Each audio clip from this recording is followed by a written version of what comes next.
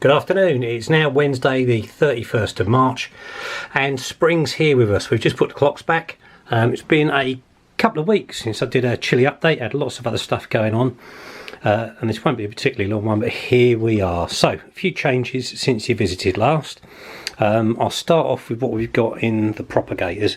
The propagators aren't on, i.e. they're not heated at the moment because the temperature's too much, and we're obviously still under our beautiful grow light, which has been a very good investment. So if we just duck down here, this is the second set of seedlings. So you've got to remember, these are only put in 6 weeks ago or so, I think, off the top of my head. And as you can see, they are coming on beautifully. This grow light is just amazing, and it's obviously giving them just what they want. If I go down to kind of ground level for you, you can see just how high they're growing.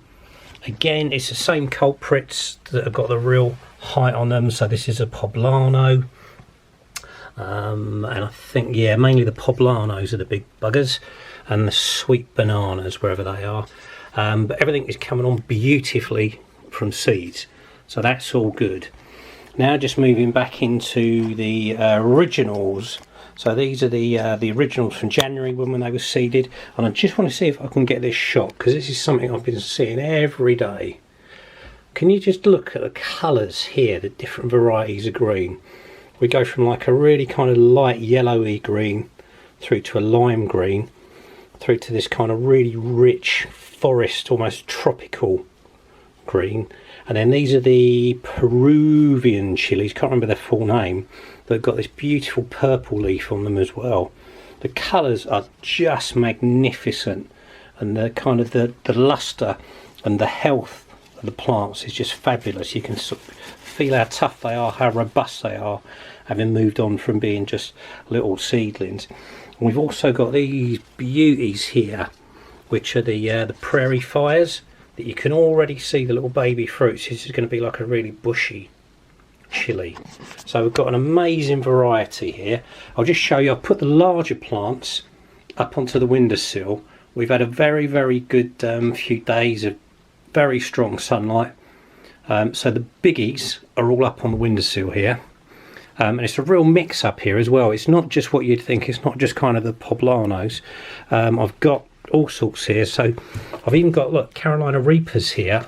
So this is like the hardest one to grow. This was a real bugger to grow last year. The Trinidad Scorpions as well. What you'll also see, I've used the LED light that I was using before I got my big light, and I've just trained that on a few of these plants. These are all the hard to grows, but I've got Reapers here. I've got the Tabascos are coming up nice, the Trinidad Scorpions. And on top of this, I've probably got about twice this number of plants that are at the same stage or greater, mainly the poblanos that are really getting some height now. Those are at work, so I've got some really sunny windowsills there, and they've been at work for, I think, the last 3 weeks maybe. Can't remember what I said in the last video, so hey ho. So just to have a sort of round off, let's just take a little look at these close up. So here we go. This is one of these prairie fires. It's quite a short and stubby little plant. It'd be nice and bushy, but you can already see the little fruit coming up, which are amazing. Let's have a look at what else we've got to play with. This one's a new chilli for me then. This is a Tabasco, as in the famous Tabasco sauce. I've got a good few of these, and I'm really looking forward to making some sauces up with this when the time's right. Let's come over to these Peruvian, what are they called? Peruvian purple, obviously, because they're purple. These are a beautiful looking plant, and I'm really looking forward to seeing the fruits off of these. I mean, look at that colour. Look how healthy that is. That's just fantastic. What else have we got that's going to be of interest? Right, the habaneros. So I may have mentioned previously, I've tried to grow both orange and red habaneros previously, and all the seedlings have failed. I've had no luck with them at all. This is an orange habanero. I've got a number of these orange habaneros. Look how big and healthy this plant is. That's just gorgeous. So I've got a number of the orange and the reds that are coming up nicely, so that's really exciting. Just up on the windowsill then, cherry bomb.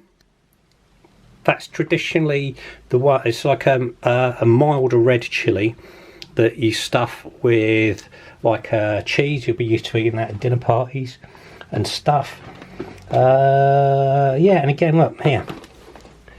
Look at this big bugger. That's another Carolina Reaper. Last year when I did them, I had nothing like this growth. They would probably be about half the size at this time of year. And again, just look at how gorgeous this growth is, how luxurious it is. So all in all, we're in really good shape. A couple of problems along the way. We had an overwatering incident. It's very easy to overwater chilies. They don't need that much. So you'll see what we've seen before. See that little bit of browning on the edge of the seedlings leaves. That means they've been overwatered. You can see it down here as well.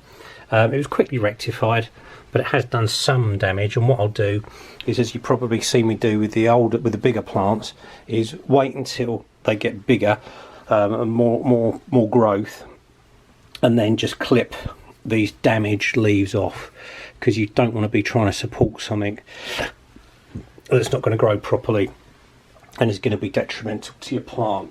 Overwatering is really easy to do. Even on some of the larger ones here, you'll see a little bit of water damage, but again, it's relatively easy to deal with if you just have the gumption to remove the leaves that are damaged, because you don't want to be gumming your tree up. Something else just to say, and I mentioned this before, is there'll be a lot of growth.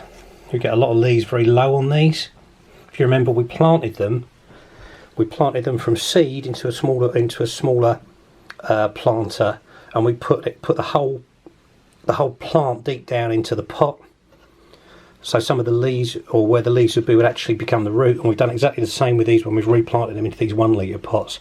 So you'll see the little nubbins here, and you'll get, yeah, I think I've clipped most of these off, but you'll get, if you're not careful, yeah, look, take a look at this one for instance. Let's have a look at this. You'll get leaves developing really low down on the stem that aren't going to do you any good. Generally, all your fruits are going to come out with these brand new sort of foliage at the top. So these little baby ones, you don't really need them. So don't go crazy, but as the plant gets bigger and bigger and better developed, as you can see here, you can do away with some of these lower leaves. A lot of the time they'll just fall off as the plant grows. They'll just slowly turn yellow and fall off because they don't need those leaves. They've got new leaves. They've developed a whole new kind of structure and plant system, and they'll fall off naturally. But obviously if you're taking them off, you can see them turning, that means that the plant's putting less energy into supporting that life within those leaves, and that'll work even better for you and make everything better. Anyway, look, that's about it for today. Everything's good in Chilli World. Very, very pleased with how things are coming on. I will be flogging these off at work, any excess, and really the next big thing for me is going to be taking these well developed plants, planting them out in proper planters now over in the greenhouse. I'll then have room to pot up the seedlings now into the 1 litre pots, and you know, it'll be a bit like a sausage machine, bit of a production line really. And I'll also be bringing back most of the plants that I've got at work. So what I'll do is I'll work out which plants I'm going to grow. I've also got some of the regrowers from last year that I hibernated over the winter that I've rescued. Some of them made it, some of them didn't, and I'll replant them, a proper replanting. So then I'll have my crop all ensconced in the greenhouse, and I usually leave some up here on the windowsill for the summer as well, because this is a fantastic light trap here. And the rest, as I say, I'll flog off to for Macmillan cancer charity, which is always good. I did about 400 quid for the last 2 years that way, so that's all cool. And that's it. Anyway, look, I hope you're having a lovely day. Thank God spring's here at last, and take care. Cheers, bye.